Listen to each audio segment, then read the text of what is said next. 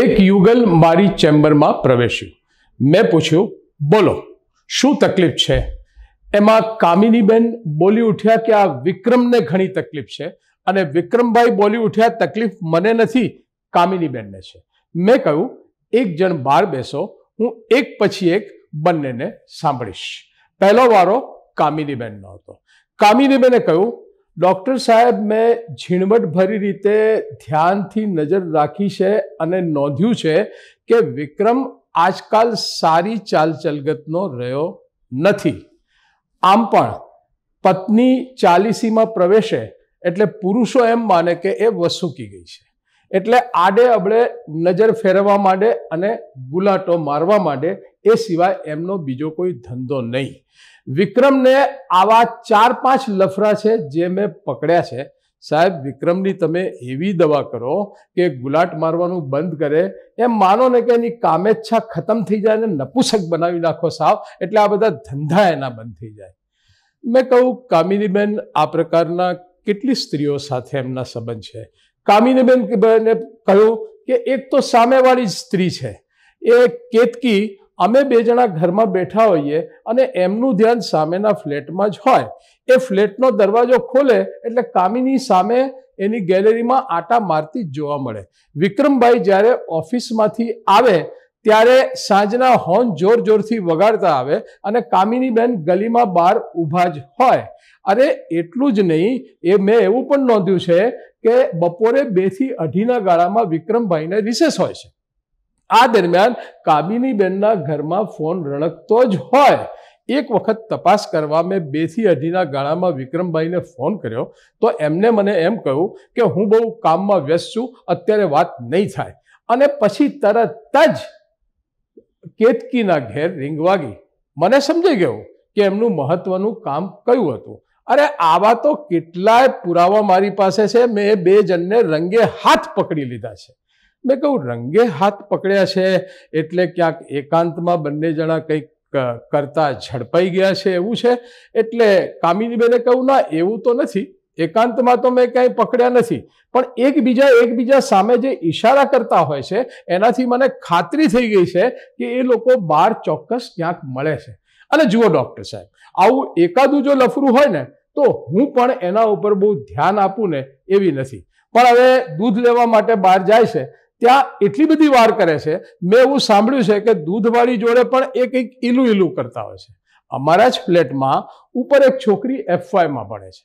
એ એમની પાસે કંઈક શીખવા આવે છે તો એમના ઉપર પણ પોતાનો આમ વટ પાડવાની એક પણ તક એ જતી કરતા નથી. અને ડૉક્ટર સાહેબ, એમની ઓફિસમાં 7-8 મહિલાઓ છે. મેં ઘણીવાર તપાસ કરી. હું ઓફિસે પહોંચી જાઉં તો એકની એક મહિલા તો એમની સાથે બેઠી જ હોય ને બે કંઈક ગુટરગુ કરતા જ હોય. બોલો, આપના કારણે મને સતત અસલામતી અનુભવાય છે. મને બહુ ટેન્શન રહે છે. મને ચિંતા અને હતાશા રહે છે. કોઈ સાથે વાત કરવી મને ગમતી નથી. મને અકારણ રડવું આવ્યા કરે છે. મને એમ થાય છે કે જે વિક્રમને પ્રેમ કરી અને એની સાથે લગ્ન કરવા માટે મેં મારું ઘર બાર બધું જ છોડી દીધું, એ જ વિક્રમ મારી આ ઉંમરે મારી સાથે આવું વર્તન કરે છે. આટલું કહીને કામિનીબેન રડી પડ્યા. મેં કામિનીબેનને પૂછ્યું, કામિનીબેન, તમને માસિક સ્ત્રાવ એટલે કે મેન્સ્ટ્રુઅલ સાયકલ એ હજી નિયમિત આવે છે? કામિનીબેને કહ્યું કે ના ડૉક્ટર સાહેબ, 3-4 વર્ષથી તો એ અનિયમિત થઈ ગયેલું. બ્લીડિંગ પણ બહુ ઓછું આવતું હતું અને હમણાં 6 મહિનાથી તો એ સાવ બંધ છે. મેં કહ્યું, બરાબર છે, એને કારણે તમને કંઈ તકલીફ થાય છે? તો કે હા, મારા ચહેરા પર કરચલીઓ થઈ ગઈ છે, આંખે કાળા કુંડાળા થઈ ગયા છે, મારા આખા શરીરમાં બળતરા થાય છે, મને ક્યાંય ગમતું નથી, મને સતત અસલામતી અને ડર લાગ્યા કરે છે. અને જુઓ ડૉક્ટર સાહેબ, હું અત્યારે દેખાઉં છું એના કરતાં પહેલાં તો બહુ જ સુંદર હતી, પણ હવે જેમ જેમ મને કરચલી આવતી જાય છે તેમ વિક્રમ મારા તરફ ધ્યાન આપતા નથી. મેં સારો ડ્રેસ પહેર્યો હતો એના વખાણ કરતા નથી. હું બ્યુટી પાર્લરમાંથી આવું તો એની નોંધ પણ લેતા નથી. આટલા બધા બદલાઈ ગયા છે. તમે એમની કંઈક દવા કરો. ત્યારબાદ મેં વિક્રમભાઈ અને એમના બંને સંતાનોને બોલાવ્યા અને વાતચીત કરી.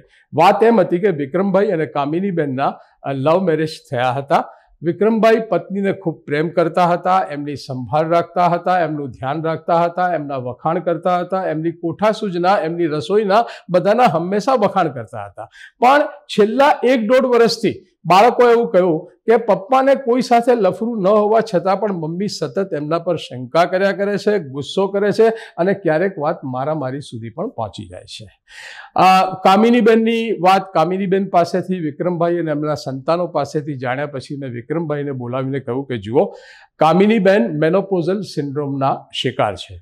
આ સિન્ડ્રોમ સ્ત્રીને 45 થી 49ની વર્ષ દરમિયાન શરૂ થાય છે. માસિક ધીરે ધીરે ઓછું થતું જાય છે અને પછી બંધ થઈ જાય છે. આ માસિક બંધ થયે 1 વર્ષ થાય એટલે સ્ત્રીમાં ઇસ્ટ્રોજનનું પ્રમાણ ઘટી જાય છે, જેને કારણે ચહેરા પર કરચલી પડે છે અને એને એમ લાગે છે કે હું સુંદર દેખાતી નથી, એટલે મારો પતિ ચોક્કસ બીજી કોઈ સ્ત્રી પાસે જતો હોવો જોઈએ.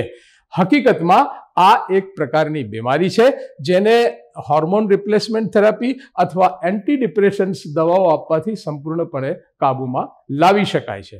જ્યારે વિક્રમભાઈને ખબર પડી કે કામિનીબેનનું આ વર્તન એક રોગને કારણે હતું, ત્યાર પછી એમનો અભિગમ બદલાઈ ગયો.